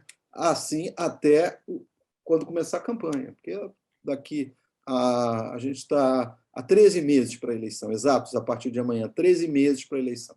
Então, vamos ter que esperar esse dia para ver o que vai acontecer, mas é aí que está meu temor, só para não dizer que eu fui totalmente otimista, viu, Sérgio? Olha, o meu temor é de que o Bolsonaro derrotado, ele ponha a tropa dele, que é essa tropa, né, milícia, com PM, subordinada, para fazer uma ação, tipo invadir o Supremo, invadir o Congresso, alguma coisa. E aí, o que as Forças Armadas vão fazer? Eu tenho preocupação com isso. Mas, Carlos, eu não queria que a gente terminasse o nosso bate-papo sem te perguntar uma coisa. A gente está aqui há quase 1h30 falando das instituições, falando da resistência do Supremo, etc. Mas e o nosso capital? E os empresários, os nossos banqueiros, o agronegócio? E até porque nessa semana a gente teve um vexame histórico, né?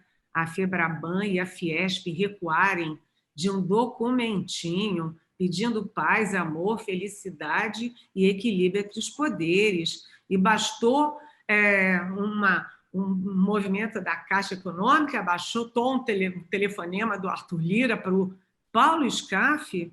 Vem cá, qual é a responsabilidade das nossas elites, e eu não estou falando nem elite intelectual, estou falando da nossa elite financeira, empresarial, com a democracia, com as eleições e com o futuro do Brasil? Carlos. Mas eu creio, vamos dizer assim, que a democracia ela é uma crença dominante no Brasil, né? Inclusive nos empresários, né? O problema é que os empresários, acima de tudo, eles são pragmáticos, certo? Eles estão preocupados com retornos dos seus investimentos. E o fato deles ainda não terem agido de forma peremptória em defesa da democracia pode também ser interpretado como um não receio, né? Ou seja, como a percepção clara de que retrocessos nesse nível não serão atingidos. E como vários desses empresários têm negócios com o governo, têm interesses cruzados com o governo que envolvem linhas de financiamento, crédito, isenção tributária, ou seja, em que, de certa forma, uma ação mais ostensiva venha a trazer vulnerabilidades para alguns desses setores que eles representam, eu acho que eles preferem, pragmaticamente, não colocar o pescoço deles na reta e, vamos dizer assim, esperar que as instituições sejam capazes de conter os arroubos do presidente. Mas eu não tenho dúvida que a sociedade como um todo, dado que essa é uma crença dominante, por crença eu quero dizer,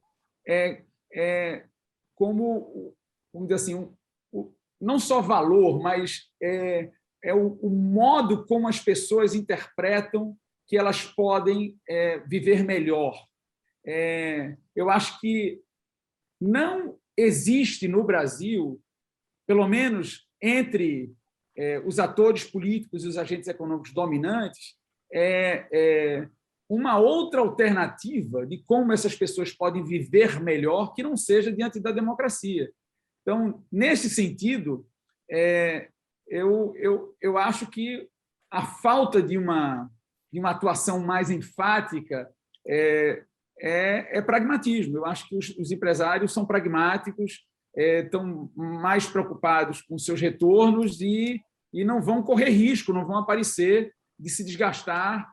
Lembra que, quando ainda tínhamos o financiamento privado de campanha, não era incomum vários setores do nosso empresariado contribuírem com candidatos rivais nas suas campanhas políticas, porque eles queriam sinalizar,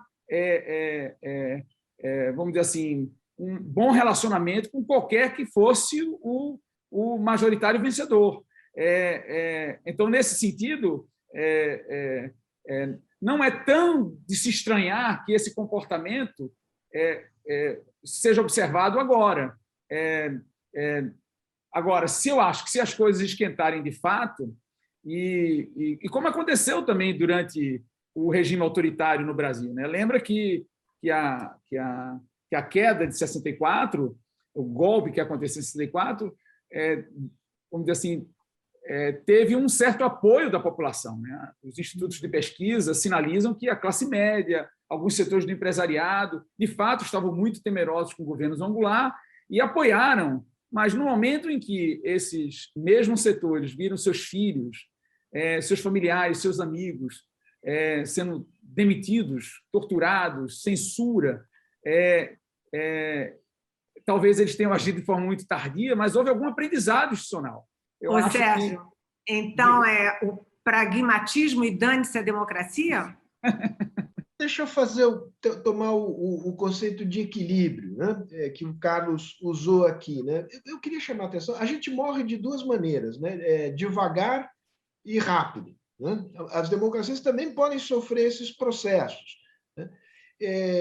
Eu concordo com o Jairo e com o Carlos. Digamos, não tem no horizonte nenhum outro modelo de organização coletiva da sociedade, de governança coletiva da sociedade brasileira, que é complexa, com as características aqui apresentadas, que possa substituir, da noite para o dia, o arranjo institucional que a gente conhece.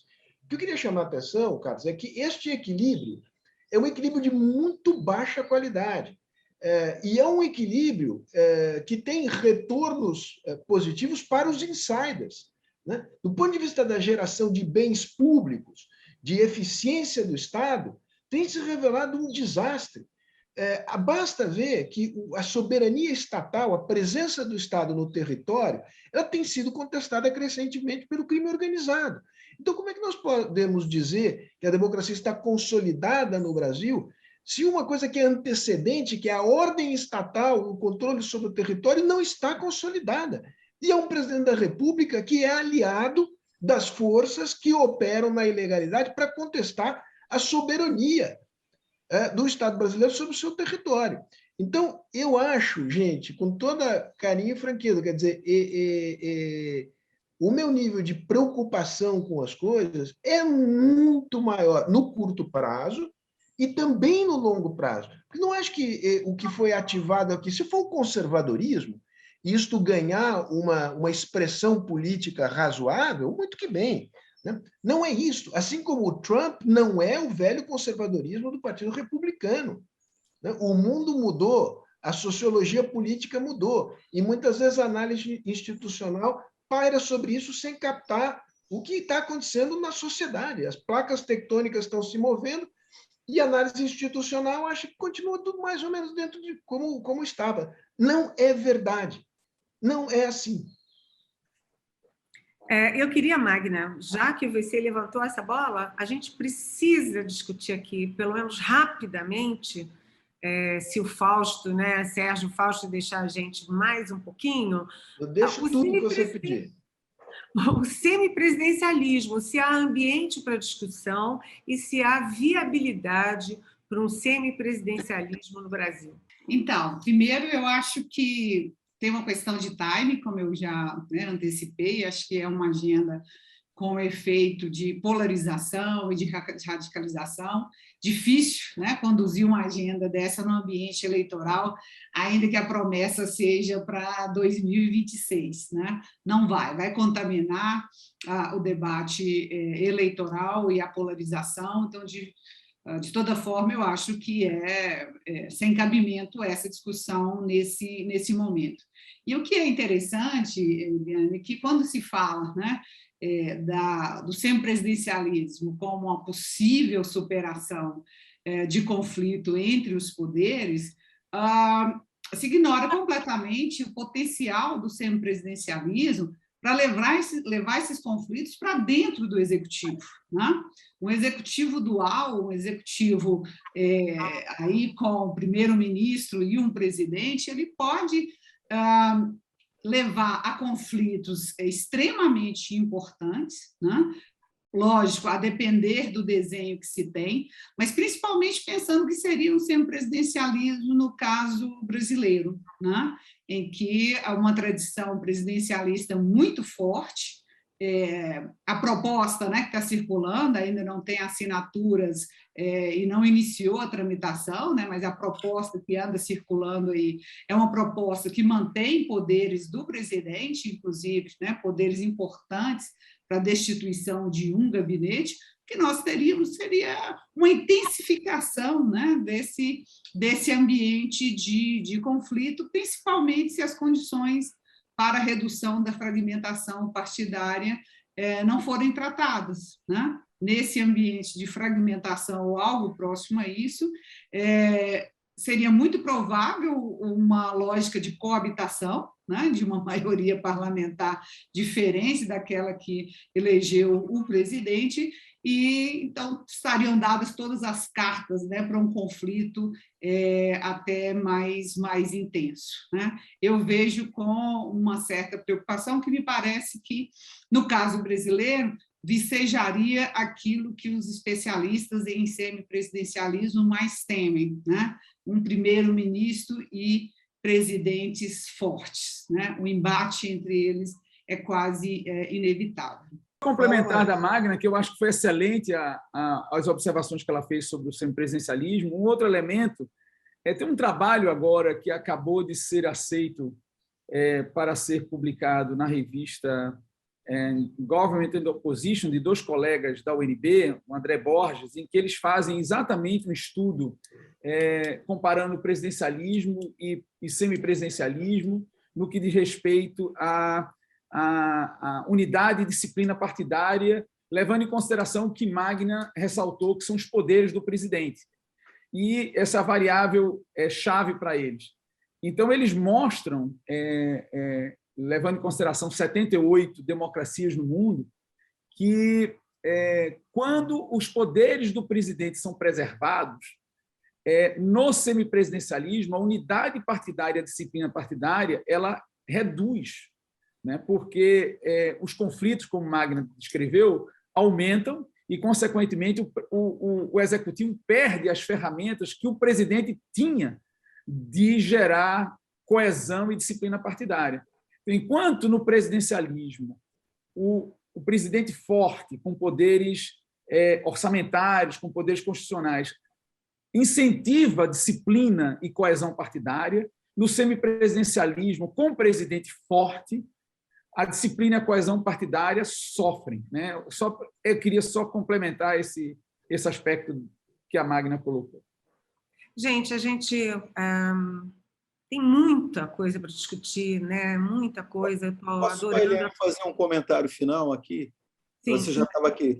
Não estou encerrando ainda, não. Não? Vamos lá, eu não vou falar do semipresidencialismo, não, porque eu estou com dois dos maiores especialistas do Brasil aqui. Eu não vou falar nada relevante nem correto, provavelmente. Eu vou voltar ao tema do Sérgio com relação à opinião pública, o tamanho do bolsonarismo na opinião pública, o que significa isso e qual é a preocupação que nós devemos ter em relação ao tamanho desse fenômeno, a dimensão que ele ocupa. Olha, nós não temos ainda nenhuma evidência, não estou falando de evidência anedótica. A evidência anedótica é essa que nós achamos, percebemos, estamos sentindo, conversamos com o porteiro. Eu estou falando de evidência nas pesquisas de opinião que mostram que nós tenhamos no Brasil uma extrema-direita orgânica, relevante, expressiva. Extrema-direita para o atalho, vou chamar aqui as pessoas que gostariam de viver num regime autoritário, que são aqueles que foram chamados pelo movimento político de oposição recentemente de fascistas. Quer dizer, esse grupo é um grupo muito pequeno. Na melhor das hipóteses, a gente chega a 10%. Na melhor das hipóteses. Nós não temos uma direita, hiperdireita ideológica, salvo o ativismo que essa direita tem nas redes sociais, no debate público, na imprensa, que superdimensiona o tamanho efetivo dela. Então, de novo, nós não temos evidência. Se alguém tiver, eu gostaria de ver em pesquisas de opinião. Nós temos muitas evidências que os brasileiros são conservadores em relação a temas, por exemplo, a pesquisa da Quest também, que saiu na última rodada, sobre valores. 80% dos brasileiros, aí não importa se é eleitor do Lula ou do Bolsonaro, são a favor que os pais batam nas crianças. 90% é a favor da redução da maioridade penal. 60% é a favor de armar mais a população.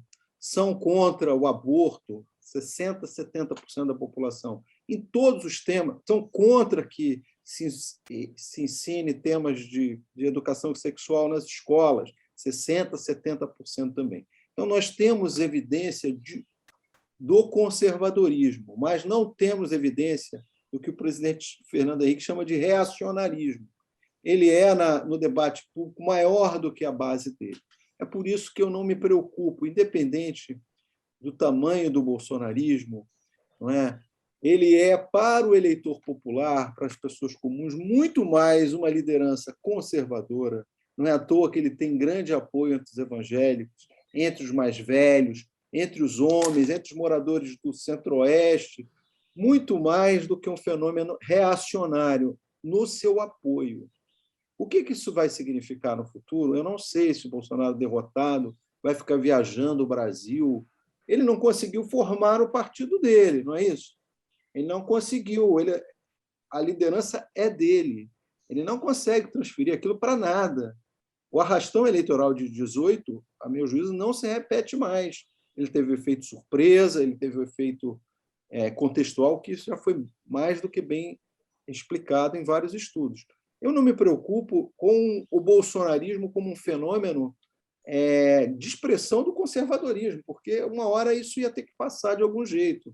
O Brasil é um país conservador, a Câmara dos Deputados é uma organização conservadora, a esquerda nunca teve mais do que 140, 150, me corrijam, Magna e Carlos, se eu estiver errado, de deputados, e aí a esquerda, somando aquele PSB de vários estados, com composição de bancada, o PDT, nunca ultrapassou. Essa legislatura, então, é a expressão cabal desse Brasil conservador. Agora, confundir o conservadorismo da população brasileira com o reacionarismo, chamar isso de fascismo, me parece um equívoco total de incompreensão da opinião pública. Quer dizer, a nossa preocupação com Bolsonaro enquanto figura individual né, com seu diário afronta às instituições, a sua ameaça, as suas provocações, é uma coisa. Outra coisa é achar que nós temos uma grande parcela da população que compartilha com ele desses valores. E nenhuma pesquisa mostrou que nós temos. Um último exemplo. Em 2018, esse teste eu fiz, comparei as pessoas que se diziam antes que preferiam votar, viver numa ditadura do que numa democracia, era a pergunta da pesquisa, e comparei voto no Haddad e no Bolsonaro. Nenhuma diferença. Há antidemocratas entre os haddadistas, se a gente puder dizer assim, e entre os bolsonaristas. O que dividiu o voto foi nos temas conservadores. Quando você pergunta a relação entre aborto e Bolsonaro, aí um lado, quem é a favor para um lado, o outro. Então, eu acho que a gente tem que, com cuidado, extrapolar a nossa percepção do reacionarismo no mundo em que a gente vive, nas redes, no jornal que a gente lê, como um fenômeno da opinião pública. Isto não tem evidência. Pode ser que alguém encontre, quer dizer que alguma pesquisa mostre, mas nenhuma pesquisa de opinião, e elas são muitas, conseguiram mapear e dimensionar esse reacionarismo que a gente consegue ver diariamente, porque a gente lê o jornal, conversa com as pessoas e sabe que ele é latente. Ele só não é expressivo na opinião pública. Ponto. Excelente, Jairo, excelente. E você trouxe a nossa conversa ali para o futuro, né? O futuro. A gente discute muito como que a gente conseguiu chegar ao fundo do poço com Jair Bolsonaro. E a gente tem que começar a discutir o que será depois de Jair Bolsonaro, né? Se é que ele vai perder a eleição em 2022, como as pesquisas indicam. A gente, todos nós aqui, vivemos, não apenas acompanhamos, mas vivemos ali o pós-impeachment do Fernando Collor de Mello. Aquilo ali foi uma concertação, né? Os militares, inclusive, apoiaram o Itamar Franco. Você teve ali a área militar, empresarial, a Igreja Católica, a mídia. Só quem ficou de fora foi o PT, porque tinha uma estratégia... Bem, mas isso é uma questão particular, não tinha uma estratégia particular. Mas o Itamar Franco foi um movimento, uma concertação nacional, que a gente até pode chamar de união nacional, vamos chamar assim, grosseiramente. E no caso da Dilma, por exemplo, você teve um racha maior, né, uma discussão maior, alguém aqui já falou, né, que até hoje insistem que foi um golpe, uma parte da esquerda grande insiste na questão do golpe, mas o pós-Dilma também teve uma característica de união nacional. Se não fosse Rodrigo Janot de um lado, né, e ali... Enfim, aquela confusão toda que acabou sendo o governo Temer, o Temer teve a boa vontade, teve uma espécie de carta branca de amplos setores da sociedade, das instituições, da mídia, etc. Vocês acham que o Bolsonaro deixando tanto desmanche no meio ambiente, na cultura, na educação, na saúde, na institucionalidade das Forças Armadas, vocês acham que há algum clima de uma concertação, para uma concertação nacional responsável pós-Bolsonaro? Carlos, vai lá. Eu não tenho dúvida disso. Depois da tempestade, sempre há uma bonança, sempre há uma calmaria. Carlos, então, você é imbatível. O sol há de brilhar. Por que o sol há de brilhar? A minha explicação psicanalítica é que a mãe dele adorava ele. O Carlos caiu no caldeirão. Ele era criança, no caldeirão. Não, mas isso é ancorado na literatura parca, literatura sobre os impeachments, né? Nos textos do Aníbal Pérez Lian, do David Samuels, da Kathleen Hostetler, todos esses autores que se debruçaram para entender um pouco impeachment, todos eles sugerem que os governos pós-impeachment geram grande expectativa, concertação, normalmente é alcançado o equilíbrio macroeconômico, crescimento econômico, diminuição de pobreza, desigualdade. Foi assim no impeachment do Collor, com a chegada de Itamar Fernando Henrique Cardoso, Plano Real, e foi também com o Temer. Eu acho que o Temer conseguiu tirar o governo Temer, uma grande concertação, ele montou uma coalizão muito ampla e foi muito eficiente na gerência de sua coalizão e trouxe de volta o Brasil para o trilho do equilíbrio fiscal, do crescimento econômico. O Brasil saiu da recessão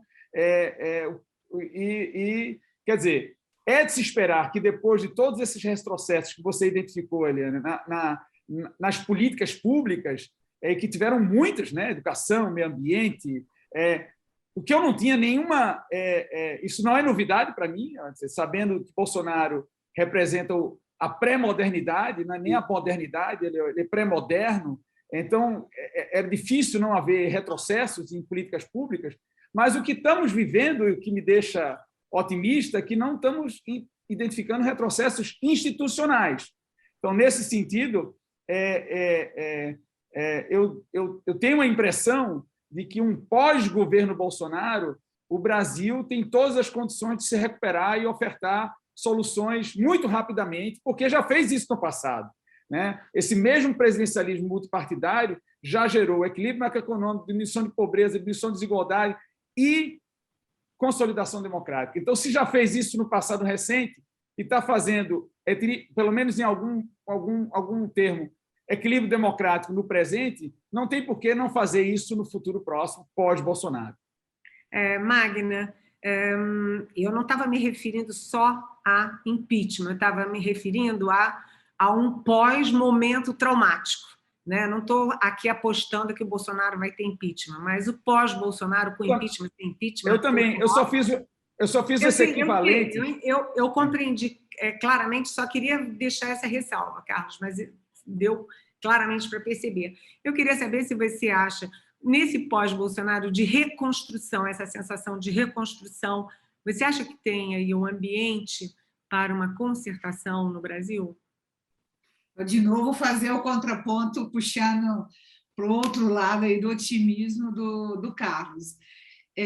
Bom, primeiro, né, o presidente no pós-impeachment, eles tendem, né, a ser mais modestos, né? Não tem força, depois de um evento que pode ser mais ou menos traumático, para se arriscarem muito, né? Então, o cenário de governo pós-impeachment é totalmente diferente de um pós, né, eleição, presidente com capital político, a depender do resultado, e, óbvio, a depender de quão chamuscado, né, esse presidente vai sair dessa eleição, que certamente, para mim, vai ser um marco da democracia, né? No pós-88, eu acho que essa eleição ela tem tudo para se tornar um momento de inflexão para o bem ou para o mal, né?